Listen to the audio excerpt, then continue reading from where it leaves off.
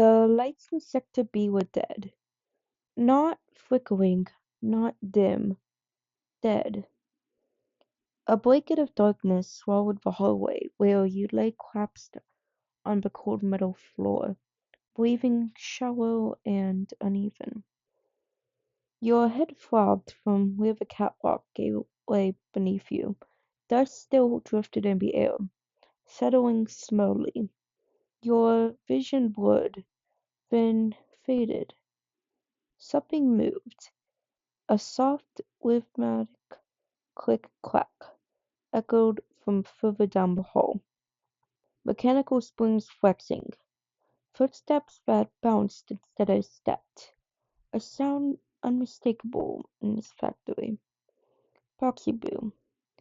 He usually tasted, looked, played his twisted game of hide and seek, but this sound was slower, cautious, almost worried. Boxy's bright eyes glowed in the darkness as he approached you. His head tilted sharply, studying the way your hand twitched, the uneven rise and fall of your chest. Something inside him jolted. Fear. He reached out one long, segmented arm.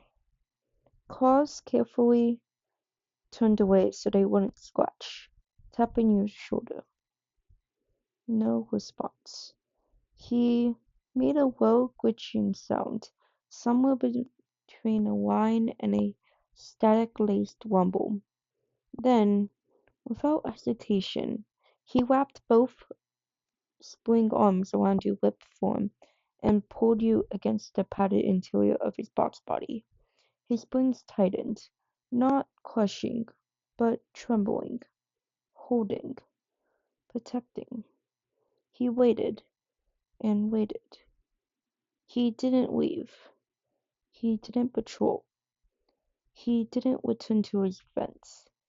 He stayed curled around you, humming a soft, distorted vibration to keep himself calm while he held you close, as if letting go meant losing you forever. You woke up to warmth, not from blankets, no. You realized slowly. It was from padding. Your eyes opened in the dim red glow of emergency lights. Your cheek rested against something soft but firm, something that vibrated faintly, like a machine trying to purr. You shifted, confused, and a pair of massive claws clamped gently, instinctively, around your waist. You froze. Boxy? A shocked, glitchy chirp came immediately. His huge face lowered into view, glowing eyes wide with belief and something desperate behind them. He pulled you in tighter, not painfully, but with a terrified urgency. Boxy, you tried to sit up. His springs tightened again, wrapping more securely around you. No. The voice came out broken, scrambled through his voice box. No, Leaf. You blinked. I'm not leaving. I can't breathe well if you squeeze too hard.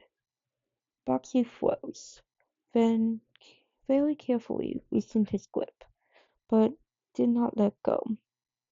One clawed hand cupped the back of your head, holding it in place against his chest padding, as if afraid you'd vanish if he didn't feel you there. You placed a hand on his metal casing. It's okay. I'm awake. You can let go now. Boxy shook his head instantly. Hard. No. Stay. Stay here. He curled his tail spring around you for extra security. You sighed softly. Will you Scared. His eyes flickered. He didn't answer. He didn't know how to answer. But his springs tightened ever so slightly, trembling with leftover panic. You raised your other hand and gently brushed the thumb over the place where his box frame met his shoulder joint. I wasn't going anywhere. I promise. Boxy leaned into the church, almost unconsciously. A soft clicking came from his springs, like an anxious tick. You slowly moved your hand to one of Boxy's arms. Hey, can I move this? Just a little? Boxy hesitated, but then gave you a tiny, reluctant nod. You gently guided one of his coils to loosen, inch by inch, letting yourself shift upright while still within his grasp. There, I'm not leaving. Your voice stayed calm, soft, reassuring. You don't have to trap me to keep me here. Rocky's eyes dimmed, the panic slowly melting into something quieter. Stay? I'll stay, you whispered, but because I chose to, not because you're holding me. Rocky's claws relaxed, his springs uncoiled enough for you to sit comfortably in his lap, resting safely against the padded interior of his box. For the first time, he wasn't restraining you. He was simply holding you, gently. His voice crackled again, softer this time. Boxy fart gone, and your chest tightened. I'm here, and I'm okay. He made a quiet, relieved rumble, warm, vibrating, almost like a mechanical purr, as he wrapped his arms loosely around you, but no longer desperate, no longer afraid. He just held you, calm, safe, close. The feel hadn't vanished entirely, but it no longer ruled his grip.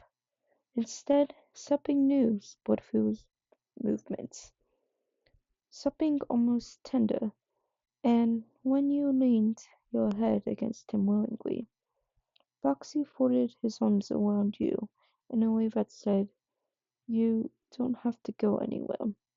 Not tonight. Not away from me.